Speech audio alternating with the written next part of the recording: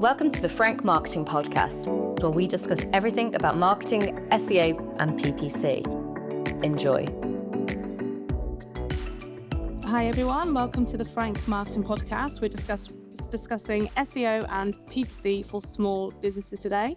My name's Zoe and I'm one half of Forank, the SEO side, and this is Leigh, who's our amazing PPC specialist and also an amazing all-round marketer. So before we get into the details, Leigh, what's been going on? I know you've got your half marathon coming up. How's everything? How's training going? Feel like April has been super busy, that my training kind of went off a little bit, but I'm back to it. And I did go for a long run on Sunday and it felt manageable. I'm just dreading it because of how hot it's going to be. And I haven't actually run in this heat before. So that's stressing me out a little bit. But I think it'll be doable, and all I have in my mind is to just get it done. Like, I did have like a time in my mind, but now I'm just thinking that's like feels like too much pressure. So I'm like, if I just get it done, it's fine. Yeah, especially in the heat, because I don't really think no one would have known it would be so hot early in the year. It's been pretty warm, isn't it? Like all year, really, like since February, which is crazy. And are you enjoying your new bedroom furniture? So Leigh and I have just commissioned a small business to do some like carpentry in both of our houses. And it was such a good decision, wasn't it, Leigh? We actually reached out to like the big nationals and we were both like, we don't want to pay a big national when we can find a local small business. And I've had my office built, which is where I am now. And Leigh's had her furniture done. And we're both very happy, aren't we, Leigh? Yeah, I think I'm super happy with mine. It got finished Tuesday. And I think I had in this mindset of like, I don't know why I had this mindset, but I was like, the national companies will be cheaper, yada, yada. I just had in my head, I don't know, it's a weird mindset. And then obviously you had reached out to this company, which is Evergreen Design, if anyone is in Shropshire. You reached out and you said it was amazing. We did like a quote comparison, didn't we? And I was like, oh, okay. They actually came in a lot cheaper. And I know I don't know, I just have in this mind, like local companies are more expensive, but like the quality we've had, I don't know, it's weird. And I think this is actually a prime example of this actual podcast now, to be honest, of that we've used someone local. Exactly. And the quality of it was so much better. And like we found with the big nationals, we're going on a bit of a tangent here about this, but it is kind of related. We found with you got so far with the big nationals, didn't you? And then you were like, oh, I went to pay and I realised it was a really unusual structure of like responsibility and payment. So Leigh was having to make 3 separate payments for this one project, which meant that if something went wrong with the project, she would have had 3 different companies to have to deal with. Whereas we like local in Shrewsbury, Shropshire, using a local company for the whole thing. Like if something happens, which I would bet money it won't, we would know who to go to and we would know that he's got the integrity to put it right as well. Yeah, absolutely. And it was just a breeze, like having the 3 lads round coming to do it. You know, I sort of queried about some things and he was like, oh, I'll just come around and do it, don't worry. And it was just like a really just nice experience. And especially even daft things like just being at home on my own while the guys were here doing it. I know some people get like put off by that, but like they were just great, you know, really just got on with it, didn't cause any issues. Like they were just really professional and awesome. And highly recommend them if you are in Shropshire and needing some fitting. Yeah, that's so good. Reach out and we'll give you their details. And we're both having them back. I need them to come back out probably in May to quote my lounge. And you're going to get them to quote, what is it? What doing next? It's basically, because I've got this like, you can see here, the ceiling slants, but I want this back wall doing because Ewan's mad on Lego and I want this storage for him as well.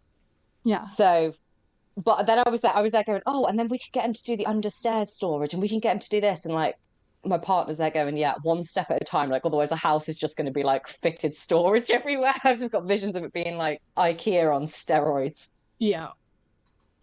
All right. So into some small business stats. I've pulled out quite a few for this one, Leigh. I went into Hostinger and I found some stats.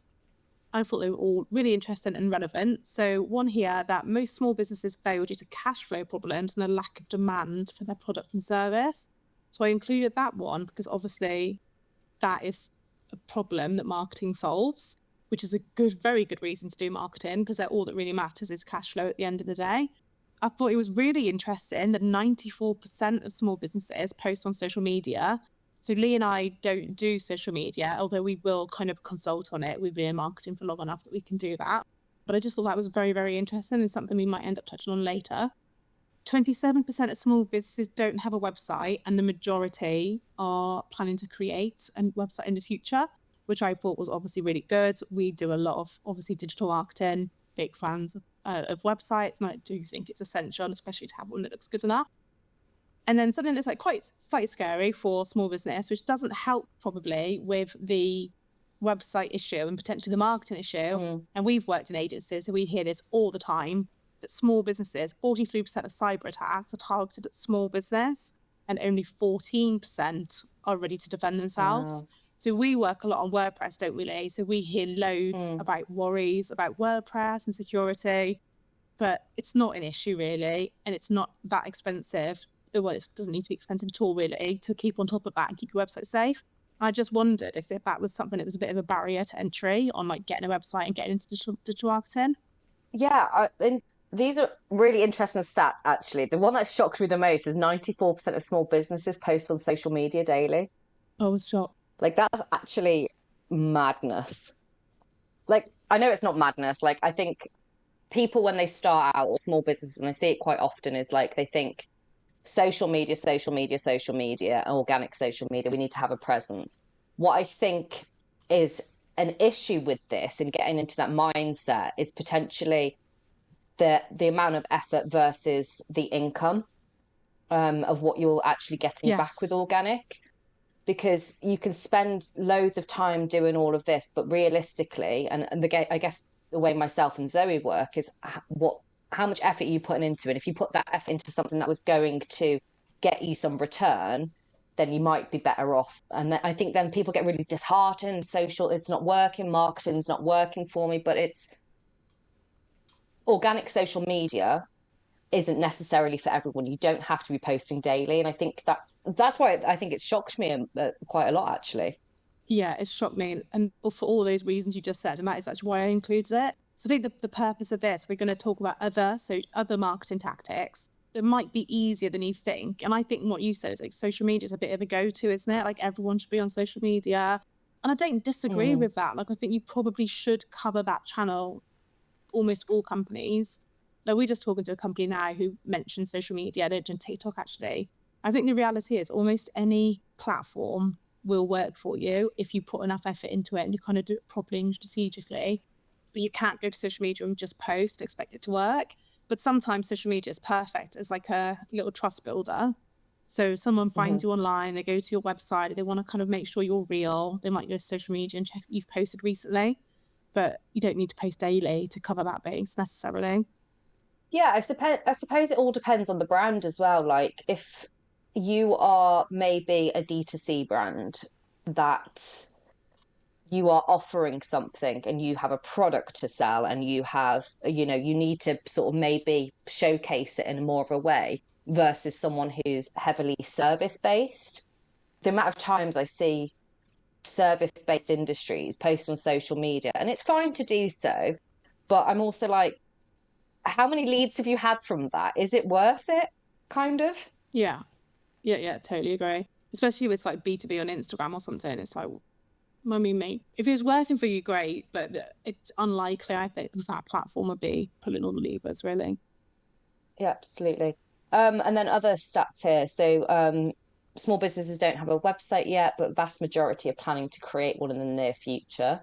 Again, I think websites are great. They can offer various different meanings. If it's a brochure website, more information and people can see you. It has, Zoe will go into this in more detail, but obviously has more weight against your Google business profile and all of this. So it makes it easier for people to find you. And I think we have to remember, that there's what I think is something like 96% of people, use the internet to find information.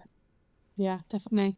So shall we move on to other tactics perhaps? So Leigh and I, as you know, hopefully probably are kind of specialists. I do SEO, Leigh does pay-per-clicks. It's all about marketing on Google. So that's most of what we be talking about today. So, Leigh, what do you think of pay-per-click, small businesses, and let's assume small budgets as well, maybe like time poor as well? Yeah, I think there is a misconception with paid media, whether that is Google ads, Facebook and Instagram, Meta ads, or any other platform really. I think there's a misconception that you have to have huge budgets to gain any traction. But I want to push back on that and say you don't have to have huge budgets. You just have to make sure you have limitations on how broad you can be with your marketing. I think that's the thing. I think you can have smaller budgets if you know exactly what you're targeting, who you're targeting, and what that looks like. So, for instance, potentially a local. I'm going to use my partner's business for an example of this because we speak about this all the time. And he's one of those people who's like, oh, I don't think marketing's going to work for me, blah, blah, blah. He's got a brick and mortar shop in the centre of Shrewsbury. And we've spoke about this of how to get more footfall to the shop. Now, if you were to do a social media campaign that was geo-targeted within the vicinity of Shrewsbury Centre, we get a lot of tourists in Shrewsbury. So what we can do is target those who may be interested in homeware, for instance, in the Shrewsbury, and then that's how we can sort of move that traffic into there.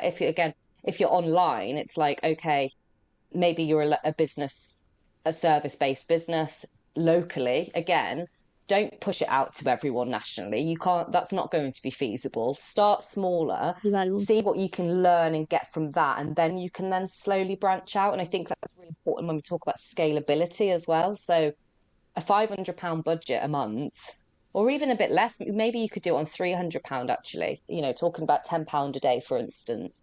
There is ways and means you can do it. You're not going to compete with these huge companies, so why bother? Let's keep it really small and targeted. Definitely. That's really funny what you mentioned there about local advertising. So I remember once I got retargeted, or not retargeted, I got an ad on Facebook, and it was some kind of like beauty treatment. I can't remember what it was. Maybe it was, let's say it was like lashes or something.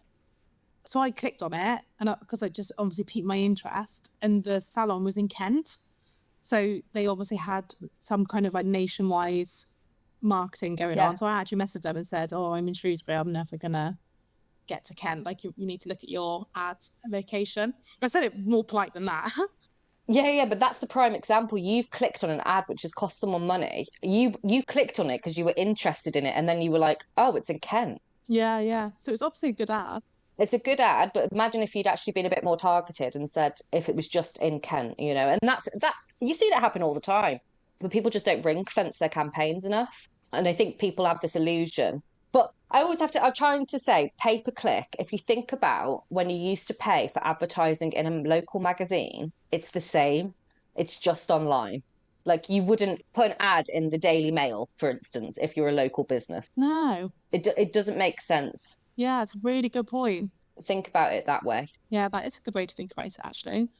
In terms of like SEO then, so I think SEO is so important. If you've got a website, obviously I would say that, but if you've got a website, you might as well try and make some optimizations on it. Every single page should have like a keyword associated with it. I think most people know what that is, but your keywords would be things people type into Google to find your business, and maybe it's like lash extensions in Shrewsbury or something like that, or anything really. There's lots of expensive tools in SEO. You can get quite overwhelming, but there are ways to like find data to help you like make a plan for your keywords. Google Keyword Planner is a free one that you can use to do that, and Google Search Console is really good as well. And I would just say, for like small businesses, is you just make your best effort to optimize what you can. And a lot of small businesses probably have like smaller websites as well, so it's not even going to be like a really big job to go through and do that. You can install plugins like Yoast, which will help you. If you do too much reading in SEO, it will get probably criticized, but it is actually a really fine tool, especially for the very early stages of SEO. I just had a question then. If one of our listeners does have a small business and they're interested in SEO, and I think SEO is one of those things that, like you said, I think you can get, oh my God, I've got to do all of this stuff for my website to rank. And I think, again, you get lost in this kind of, what is a meta tag? I've got to do descriptions. I've got to write content. I've got to have alt tags. And I think there's too much that you can, it's like information overload almost. if you were to have like a brand new website or an existing website, like what would be the first thing that you would do on that? Let's say let's go with a salon, for instance, in Shropshire. What would be the first things you would have on that website? So the first thing I would do is I would go and install Google Search Console onto the website, because that's a free tool, and it's a tool that you have linked up to your website, and then you will know what your website is getting searched for. So if someone puts in like hair salon Shrewsbury, you'll be able to see roughly what position you are in Google, how many clicks you've got, and how many people have seen your like listing, if you like, in the Google search engine results pages. Now, when you've got that, you've got some data. Now, if it's a very new site or a site that you've never really made any big efforts on for SEO, the data might not be the best. But that's fine, because the beauty of this is we can use common sense and we don't need to overcomplicate the process. So if you're a hair salon and one of your services is a cut and blow dry, we're going to create a page for that service. It's going to be yourwebsite.com/cut and blow dry, because people are probably searching for that in Shrewsbury. And then that little bit at the end of the URL, the web address, so yourwebsite.com/cut and blow dry, that's probably a keyword. Common sense is enough to begin with. So then we use that keyword in a few key places. It goes in the URL, as I've said. It would go in the heading or the title of the page. You would use it naturally throughout the content, which you would do this anyway. Like you might say, book your cut and blow dry, or, what is a cut and blow dry, or how we do it, whatever it is. And that would be enough for like phase one. And then I would see what happens. And I would then use Google Search Console to see what type of results we're getting. And in some industries, that would actually be enough. Like you could even get to like the top 3 for like a local search, just doing that. So it's really like a matter of playing with it and seeing like how Google responds to the work you do on your website. Those are the 2 things I would do straight away. Yeah, that's really good advice. I think we obviously probably deal with much larger businesses now. Not to say we won't help smaller businesses out, but I think that's enough, is to make sure potentially all of your services are on the website, for instance, and you've got a page for each one of those. And again, it's the fact there's local SEO as well, isn't there, Zoe? So that's where you're trying to compete with. You're not trying to compete with Tony and Guy, for instance, who have hundreds of stores, and that obviously you might have a local Tony and Guy store, but just trying to get that local SEO up. I think that needs to be in the mindset as well. We're not trying to compete with these huge national brands. Yeah, absolutely. Then it's less intimidating, isn't it? And it should be easier. So like one thing that's probably worth saying is in SEO, we talk about like authority, like site authority. I don't want to get too much into that, but it's basically about like deserving to rank, I guess. Like how deserving are you to rank for a keyword? And if you're a business in Shrewsbury, ready to serve Shrewsbury customers, and someone's in Shrewsbury searching for a haircut, you kind of deserve to be there, just by the very nature that you're in Shrewsbury.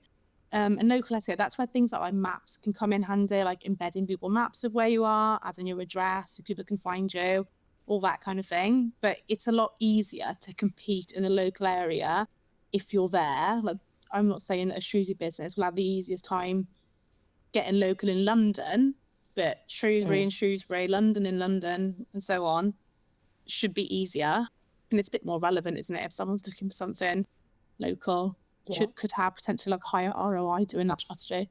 On the flip side, then, if we had a startup business that was maybe like an SaaS, again, not huge budgets, but these types of people will be competing nationally. They don't have a local address kind of thing, and they don't need to sort of gain local SEO. How does that kind of differ then? I would say the main difference would be you don't have the area to like leverage on authority, so you're going to have to go very long tail on your keywords. So when we say long tail, and this would be the same for ads, wouldn't it, Leigh? I think it's like multiple words within a keywords. So like rather than just like cut and blow dry for seniors maybe, or haircuts for teens, like something very long tail that you can specialize in. Sorry, I wasn't SaaS back on the hair thing there, but SaaS software for someone, like something very long tail that you can really like hang your hat on.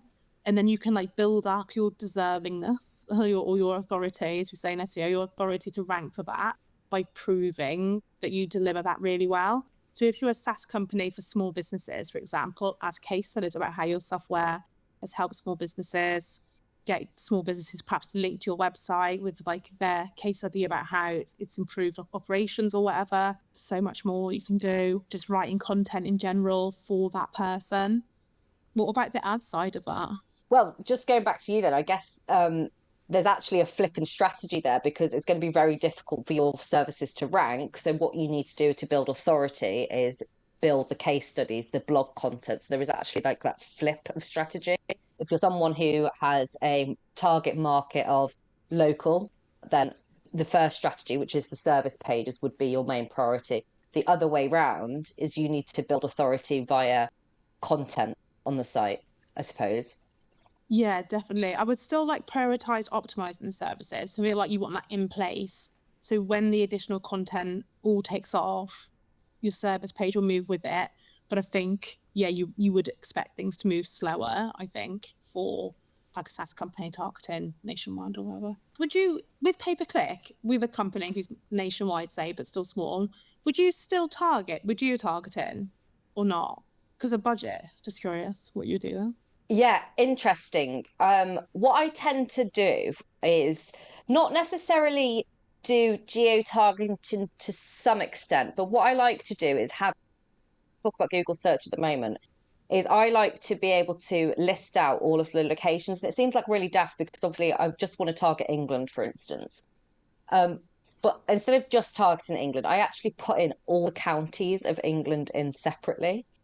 And what this allows me to do is, and I can see the data of where people are engaging with the ad, can then allow us to move bid strategies. And normally, obviously, the larger cities get the more interest. But what it does, it allows us to put higher bid strategies on certain cities or where we're seeing more engagement, and lower bid strategies on, you know, places that are in the middle of nowhere. And what that does is it kind of then streamlines it a little bit. That's kind of one tactic. And I think if we're talking of the SaaS company who is nationwide, I would actually use Google as I'd be inclined. We need brand awareness. So I would be more inclined to look at Meta, or maybe display, or maybe even, depending on LinkedIn, depending on what industry, to actually gain brand awareness, to get eyes on the brand. Because again, when you've got a small business who is trying to compete with larger businesses, those keywords get very expensive on Google. And if you've only got a small budget and you've got £10 a day, for instance, one keyword could cost you £5, one click, sorry. So you're only getting 2 clicks to the website. And whilst they might be higher intent, the likelihood of them converting isn't going to be a lot. So I would actually do more brand awareness and then use Google as our kind of like data stream, but also then we can use Google to sort of only target people who've already seen our brand. So what I mean by that is, let's say it is a SaaS company. So we've got brand awareness. We're targeting only people who are interested. Let's say it's a marketing SaaS tool. We're targeting only people who are in marketing via LinkedIn and Meta. What we do with that is we get a traffic campaign going. We push it onto the website, and then using Google, we actually run search ads, but we only target people who have already seen our ads. So when someone then goes to research another product and they're in their research phase, our ads can actually come up a lot higher, because that person has already touched the website once, and then they've got that recognition then, oh, I've already seen them on Facebook. So that's just a nice way, with a very small budget, of what you can achieve. That's really good. And if you separate like counties, I see this loads on my like Facebook and stuff, where it'll be like people in Shrewsbury are doing this. I get a lot on like solar panels, and also loads of like people be like, we're looking for women age 18 to whatever. And they're in Shrewsbury. So they're able to target, which I do think, I don't know if you've ever done anything like that, but it makes for me like a more compelling ad, because I think, oh, that's really relevant. Or like the picture, even though it's national, there might be like a Shrewsbury picture on that ad. So I immediately like drawn to it because it looks more relevant. You can do that if you've got the audience in separate areas. Yeah, you can. Meta, you can target with geo-targeting. again, if we're talking small budgets, and when I talk about small budgets, I'm talking anything of 1,000 under. I think let's just clarify that. With that though, what you end up running the risk of doing is potentially, especially if you're wanting to trial lots of places at once, you've got to have budget for each of those ad sets, if you Yeah. like. So Yeah, that makes sense. again, it would make sense if it's relevant to you. For instance, again, if you are a local hairdresser in Shropshire, you could do something like this because you only need to target Shropshire. No one is travelling more than 20 miles to go and get their hair cut. So you can geo-fence that, and then you could run ads, and then they could say, cut and blow dry in Shrewsbury for 50 quid or whatever it might be. And then you could tailor the ads that way. And that's what you're probably seeing with those as well. Yeah, definitely. Loads of those going on. Cool. Okay. So we've touched on a little bit about tools to use, haven't we? So I'm going to just list off some that I mentioned already. So Google Keyword Planner for looking for keywords, which is completely free. Do need to have an ad set up, I think, to use it, but you can set it up and pause it, and then you've got access. Or has that changed? It's been a while since I've actually set one up. I can see you looking a bit unsure there. No. You'll need to set up a Google Ads account. And it's really annoying now because you used to be able to set up an ads account without having to put your billing details in. So don't be put off when you set up a Google Ads account. It's going to ask for billing details. You don't have to run an ad at all. It's only just if and when. Right. But that's all you have to do is just set it up. Yeah, to get your details in there. And then Google Search Console, you absolutely have to, like, if you do one thing off the back of this as a small business, go and set that up so you've got data. We're just like pitching for a new website build for someone now. This is twice actually in a couple of months, isn't it? Where we've taken that, and the first thing I've done on that website is I've installed Google Search Console. So when I come to their SEO strategy, I've got some data that I can work with, even if it's like small data, rubbish data, like we can still find out what to do and maybe what not to do. And for ads, Leigh, what kind of tools? Obviously, Google Ads. So that you've mentioned Google Keyword Planner already. I know SEMrush isn't free. However, Zoe, can you get a free trial on SEMrush? Yeah, it doesn't do a lot, but you can do a little bit. It will give you like 3 searches or something. I don't know what the keyword, Kate. It's been so long since I've used a free one. But you get a free trial for 30 days. You could do that. Can you get a free trial on SEMrush? 7 days, maybe. I definitely, if you are really sort of interested, this is probably for someone who's a bit more experienced, definitely SEMrush, get that free trial. I also like People Also Ask, which again, I think you get 5 searches a day, but what that does is you could type in hairdresser shrews. Also asks, you mean? Or is it also? Yeah, just also asked, because People Also Ask is the SERP feature, but the tool is also asked, right? I can't remember now. I thought it was People. No, that's it's called that in Google, like the SERP feature. Is it being called something different? Oh no, I think I'm thinking of Answer the Public. Also asked is also good though. Yeah, either of two of those. You get so many free searches. But if you were to type in hairdressers Shrewsbury, what it'll do is it'll come up with like loads of questions that people have asked that are relevant to hairdressers in Shrewsbury. And that's a really good way if you wanted to get a bit more clever with your content and answer those questions. A lot of these are really great for FAQ questions that you can have on the website because people are already searching this. So it gives you a little additional information. So I think those are kind of the free tools. I don't really think you need much else, to be honest, if you're just starting out. I would agree. It's surprising what you can do with free tools and a bit of common sense. You can get somewhere, can't you? Cool. So I'm really curious to see what you're going to say about this. So the question we've got here is, do small businesses need to do both SEO and pay-per-click? And I think I know what you'll say, but I thought we could answer it on 3 and see if we say the same thing. So do small businesses need to do SEO and pay-per-click? 1, 2, 3. No. Yeah, no, I don't think so either. So why do you not think that then? Because we both do SEO pay-per-click, and obviously we work together all the time. So a big part of what we're doing is trying to sell SEO and pay-per-click together. But obviously we both think there are times where you wouldn't sell it together. So Leigh, when and why is that? Oh, I think both have their own place. If I'm being honest, if you have a very small budget or you're a one-person band or whatever, I would focus on your SEO. Like, literally, because that's going to be something that is going to have longevity. It's going to always be improving in the background. And that's what I would do. SEO in your website, because that's how you're going to get found. Pay-per-click serves its purpose if you're wanting a bit of a boost, you're wanting more eyes on the brand. I think it can be used, especially for smaller businesses, potentially a short-term gain, not necessarily long-term, which is what you really want. And I think there's both value in both of them. But again, I think you've just got to look at where you're going to get the most value, where's the most effort, and what's the most reward going to come back. So again, if you're going to spend your whole days making organic posts, actually be realistic in what that's actually getting you. SEO is going to take you far longer, take you to the future, if you like, and keep getting you rankings. And PPC would be great for, I don't know, you've got a sale running. That might be an idea. You want a little bit more eyes on the brand. I think it serves its purpose. I don't think you need to do both, and I don't think you should stress about doing both. If you're going to do anything, I would go for SEO first. That's so interesting. So I kind of agree. I don't know. I do agree with you on that. Like, I think your website absolutely in your SEO go hand in hand. So build a good website, build SEO. I feel like if you're a one-man band, it's going to be a lot cheaper, really, because both SEO and pay-per-click are going to be a big learning curve, and you don't have to pay to like get your site on Google. You just pay in time. And if you're learning pay-per-click and you're learning SEO, the time is the same, but you don't have to pay the ad spend. So SEO would be cheaper, if that makes sense, like an overall investment. All that said, although I guess actually this example is going to agree with what you just laid out there, we just sent a proposal. I sent it today, actually, this morning, to a really nice local business. Not just local, actually, but they portion what they do is local.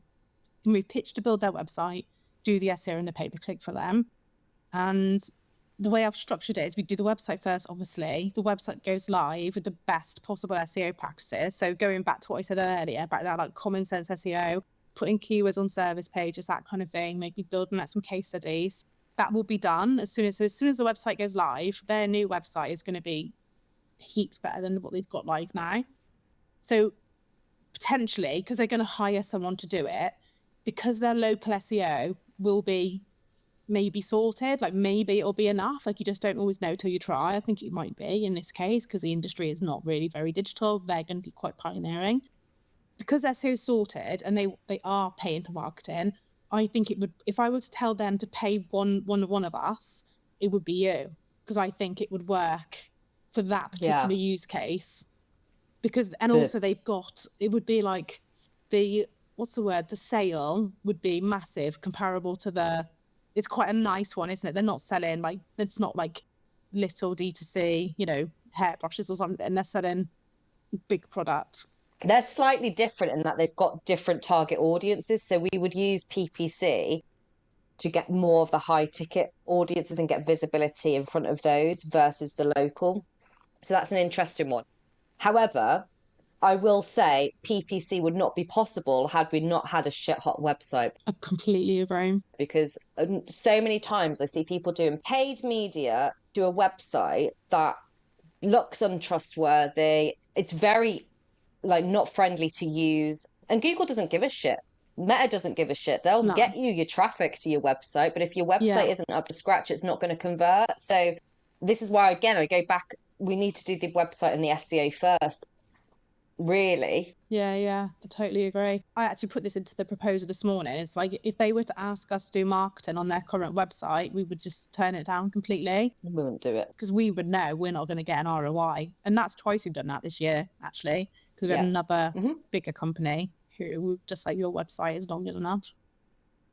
Yeah, absolutely. There's no point. I can get you traffic to the website, but as any decent marketer will say, if your website's not up to scratch, it's not going to convert, then there's no point, because you're just chucking money down the drain.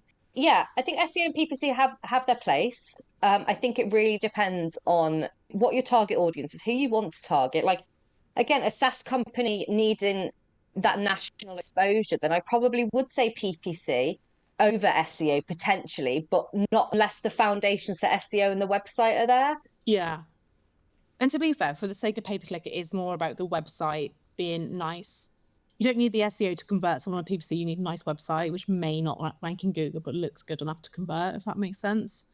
Another question, because I think this is really, really challenging for smaller businesses where budget's limited. So is it better to, well, I think we know the answer to this. Is it better to like go hard? So fully invest, go for it, put what you've got into it early on, or spread that budget over like 6 months, 12 months? What's your thoughts on that? Because, when you get like, someone can do it for 500 quid or something like that type of language. I guess if you're a small business and you are absolutely certain, 110%, you know your target audience, you have a shit hot website, you know how to speak to them, then I would say, yeah, go hard, go on, just see what happens. However, if there is any shadow of a doubt, my recommendation would be to go cheaper and slower. So start with smaller campaigns, build them out, see what results you're getting, and then progress on that. Once you've got that data and you know exactly what converts, who converts, and then expand it on that versus just blowing all your budget in one go and then going, oh, we didn't convert and we actually didn't learn anything because we just did it to everyone. True. Yeah. Yeah. Do you know what? A pay-per-click's probably more risky actually, isn't it? For kind of going hard, because you can only really go hard if you know what you're doing, which is true for SEO as well.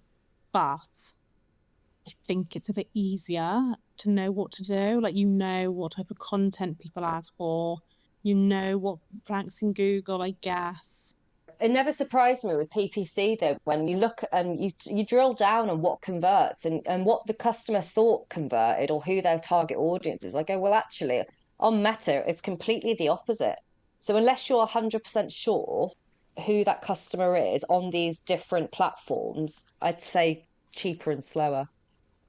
Interesting. Well, I love that. It's really that's really good of me to say that. Obviously, that is exactly what I'd expect you would say. It's like the honest thing, but lots of people wouldn't do that. Yeah, so with SEO, I think you're better off going kind of full bore it as much as you can. Obviously, everyone's limited by time. But I think, obviously, like I said, once you've done that like phase 1 stuff, which is like the easiest stuff, the headings, the keywords, that kind of thing, you start your next step is to start like creating content. And I think basically the more you can create, the better, but not at the cost of like quality. So don't go to AI, write 20 blogs and publish it tomorrow. That's not going to do anything for you. You're better off writing 3. And if that's full ball, that's fine, do 3. And I don't get time really to update our website with content as much as I would love to, because we're busy doing our own business and we don't rely on our website needs actually. Yeah, you need to do what you can and I think do as much as you can as well. But I do think the risk is lower, isn't it? Because all you've lost is time, which is still valuable, but you've not at least just spanked money and given money to Google. And as long as you're building content in a common sense way, you could probably always optimize it after as well. Absolutely. So managing resources then, I think we've just really touched on this. What's easier to get back to time, money? I think definitely I totally agree with what you're saying, Zoe. And I think, everything's a learning curve, but at least with SEO, I suppose you can revert it back as well. Paid media. What I find an issue with that is someone's first impression of your website, especially if you're spending money on getting them there, that impression's going to stick with them. Mm-hmm. So if there's any doubt, any untrustworthiness that they've seen throughout the process, you potentially lost that customer. It's very difficult to get them back. So yeah, I definitely go with SEO over PPC to start off with. Yeah. Sounds good to me. I think we need to talk about what to do if you've got 0 marketing teams and you have no budget to pay for people. And it's a difficult one, isn't it? Because I think this is a lot of very small businesses, 1-person teams. You pick your channel. That's what you do. You pick a channel and you say maybe 2 or 3 channels max. And you say, I'm going to commit to those. And that might not be SEO pay-per-click for very small, maybe local businesses. That might be Facebook.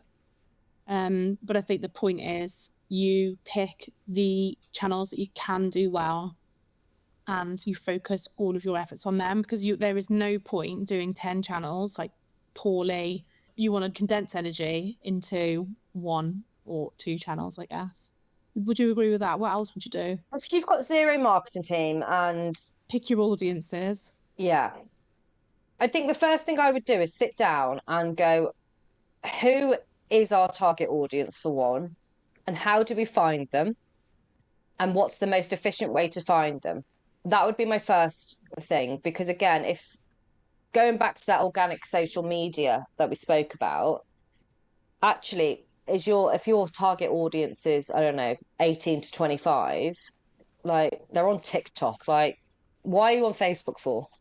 Like, but it has to be, like you said, it has to be relevant. Have you got time to be consistent with TikTok and making TikTok videos? Do you have that capacity? If you Yeah. don't even bother.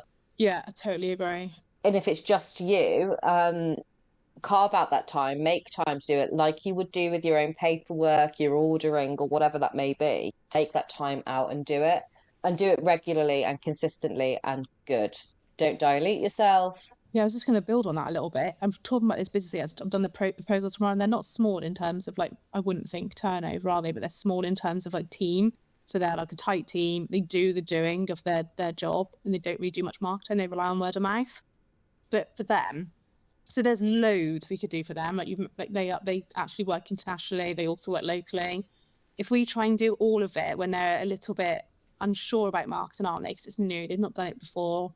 They want to get an ROI. Of course they do, because everyone needs and should get an ROI out of marketing. So yeah, you need to like pick the right audience as well. So this particular client has got really small value work that, just kind of ticks over, but doesn't really bring in the big money.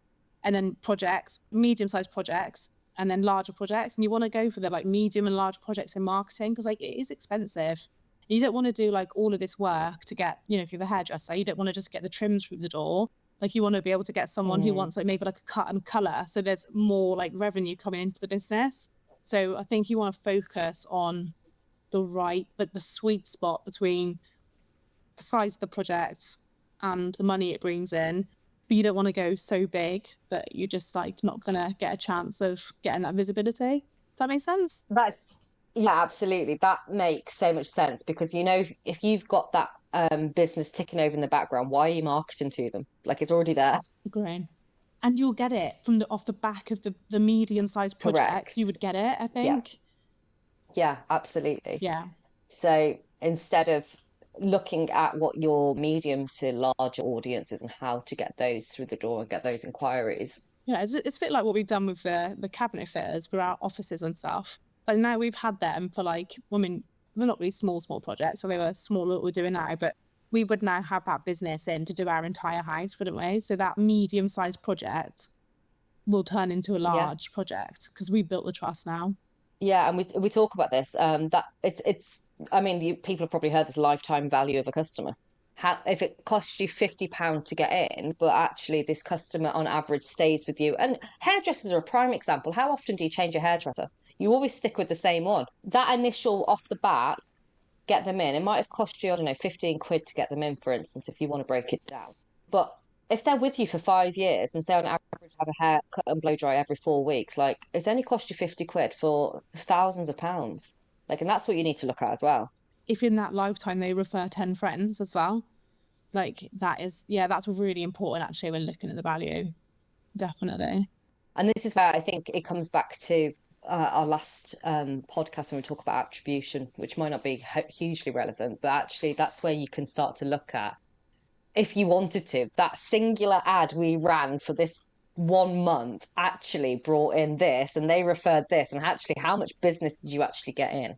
And that's how you can then, versus looking at it very siloed and going, oh, we only had one sale off this, but you don't know, they could have come back. And it's just looking at how that kind of works out, and looking at that lifetime value versus just a singular, which is kind of what myself and you have done with this proposal with this local company, is looked at potentially what that could mean over 6 to 12 months as well. Yeah, that's a good way to do it, isn't it? We've been very, very conservative as well to be like safe. Yeah, looking at like how much is it going to cost to run this ad? And then you should know, hopefully, if you don't know, it's worth thinking about this before you get into marketing. Every time someone picks up the phone and calls you, like let's say you get 10 calls in a week, how many of those do you turn into sales? And then when you know that information, you can kind of start to work towards a forecast so that you can feel safer at where you put your efforts as well. Absolutely. So I'm just going to do some tips and takeaways then for PPC. I think If you've only got a small budget, again, keep it niche with what you want to target out, and also what that goal is of the advertising. If it is to get traffic through the door, your hairdresser, or you've got a sale and you want traffic on the website, look at what that goal is and set up quite niche campaigns. Be really specific with your targeting. If you're using Google search, make sure you're using negative keywords. So many times I see people not using negative keywords, which means their ads can just go haywire. So be really specific with what you're targeting here. And then, should we have an example of a negative keyword, Kate? yeah, so for instance, let's do the local hairdresser. Local hairdresser, it's a Shropshire-based business, but our ad is being found by someone searching local hairdressers in Cambridge. We would negative keyword Cambridge. We don't want our ad to ever show for anyone searching for Cambridge, so you could do it that way. Any service that you don't offer, or if you didn't cut men's hair, you don't cut men's hair. I was just about to say the same. Yeah, how have we had the same thing? There is a delay. Yeah, if you don't cut men's hair, that's another one.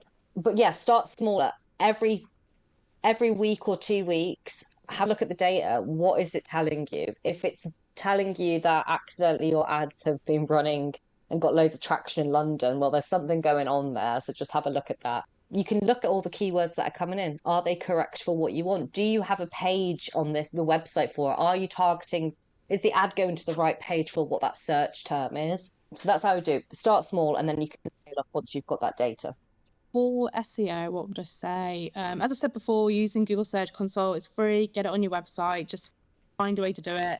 It's actually really easy. If you like ChatGPT to have the instructions, it would help you do it. So no matter what your CMS is, it should be without your website, whatever your website's built on. So WordPress is very easy. It's going to be easy on Wix, Webflow, Shopify. It's going to be easy to add. You just need to find out how to do it, and you should be able to do it yourself. One evening might be a bit stressful. I would find it stressful, but it can be done. So definitely get a Google Search Console off that, because that is going to tell you keywords people are finding you for already. And if you're being found for them already, there's a good chance you can improve your position if you just use your keywords wisely. And that's what I said before, in the URL, in your headings, naturally throughout your text. You can use common sense to much of a degree to answer common questions that people have. You know what your customers need from you, so you can just write about that, how to something, guides to do whatever, all that kind of thing. You can just use your head. But also, like Leigh said, also Ask Tool is really good for helping you finding these types of questions related to keyword, and Answer the Public is really good as well.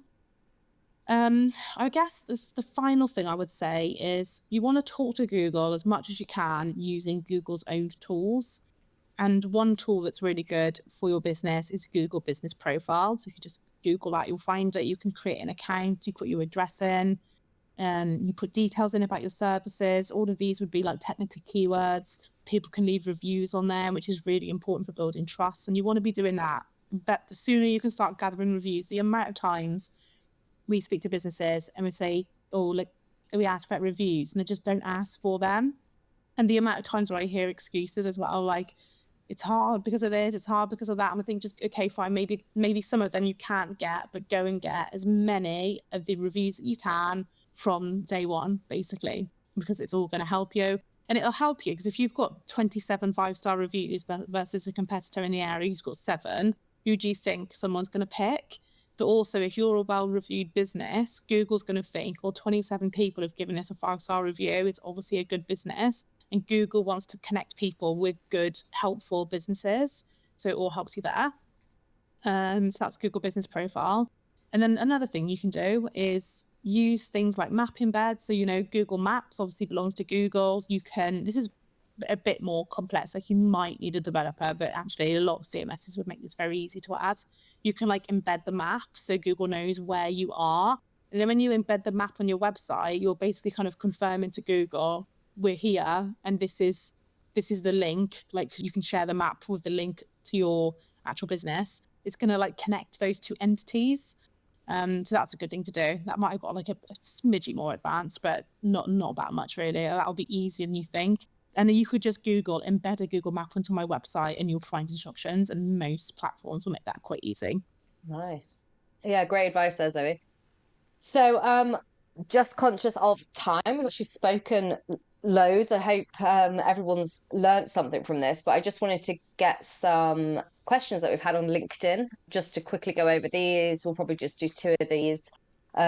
Zoe, this question came up. Is blogging still worth it in 2025?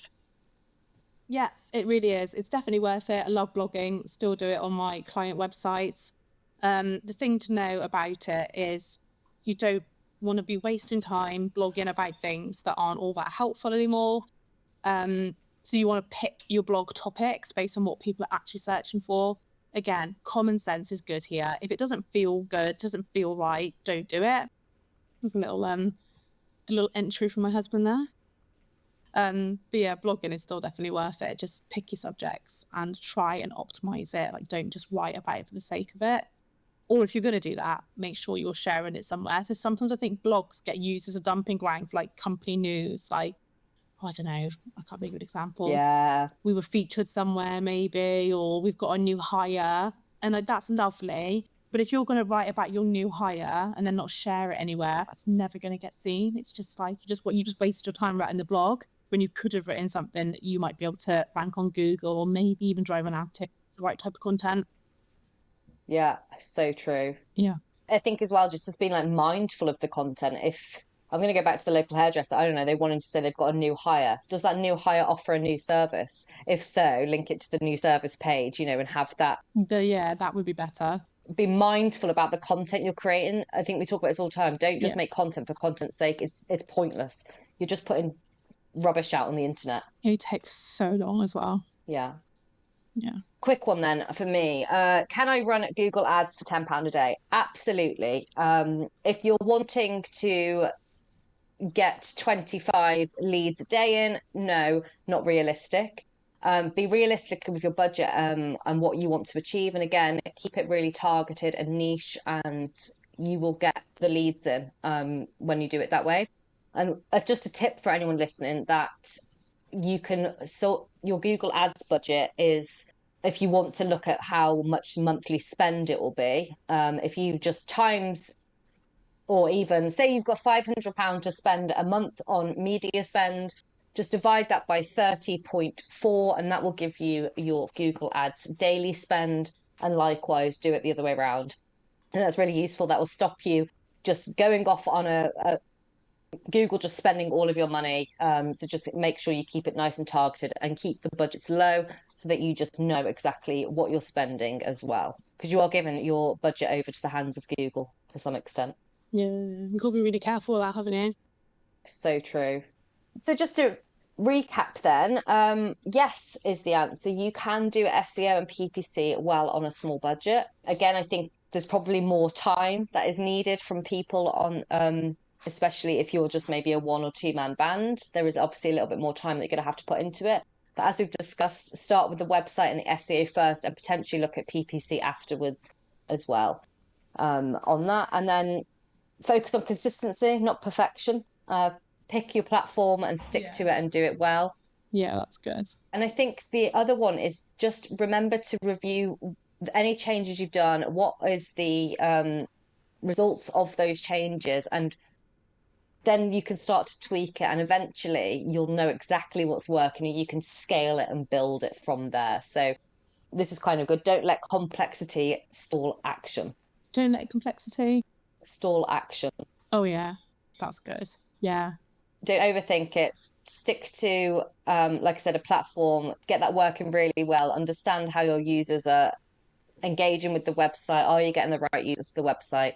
Just don't overthink it. Just keep to one thing and be consistent with it. Yeah, no, that's good. Amazing. Anything else to add, Zoe, on your key points? No, I think that was stunning. Thank you. And then the next episode, actually, this is a good follow-up episode, actually, because if you are in this position where you're ready to grow, in maybe even like or you've got budget to pay someone to help you, which would be a good tip. Oh, I wish I'd said, actually, with SEO or even pay-per-click, if you've got the budget, but you've not quite got the budget to hire someone full-time, you could consider a good consultant or a good freelancer who will set you up with a plan. That can be good, because then at least you know with like 100% confidence that every action you take is at least going to move the needle, or is at least the right action to take. that's quite good, isn't it? Because you can spend an awful lot of time learning something when you could have just paid someone to give you the actions. Wish I'd said that earlier. Yeah, I mean, that's a service that myself and you offer. It's not necessarily needing us to handhold you and do all the work for you. If you just wanted a strategy, we'd happily put Yeah. something together for you to follow. That's really interesting that you can do that. And it gives you a laid out plan then, exactly what we would recommend you do to start with. And I think our plans are around 3 to 6 months long as well. So you do get quite a bit of time in there. Yeah, loads of value. Or like you feel quite confident, like power hours, that kind of thing. We do those as well. Yeah, I wish I'd thought about that earlier because that was a good point. But the reason why I thought about it is because next month, when we'll be talking about this in more detail, we're doing an episode hiring marketing freelancers. So when you need freelancers or you need agencies, hopefully we'll get Lewis Smith on for this one. I haven't messaged him yet, Leigh, because I'm a terrible person. But he did tell me a month or so ago that he would join us. I just haven't told him the date. So yeah, he's a great freelancer and hopefully we'll get him on. He's got loads of good experience now. He now has his own e-commerce business. I'm looking forward to that. Yeah, it'll be good. I'm looking forward to talking to it either way. Yeah, absolutely. Well, brilliant. Thank you all for listening. And make sure you subscribe, follow us on LinkedIn, and share this with a fellow small business owner. We hope this has helped, and we look forward to seeing you on the next episode. See you next month. Bye. Thank you for listening to the Forank Marketing Podcast. We'll be releasing a new episode every month, so don't forget to subscribe and leave us a review. We look forward to seeing you on the next one.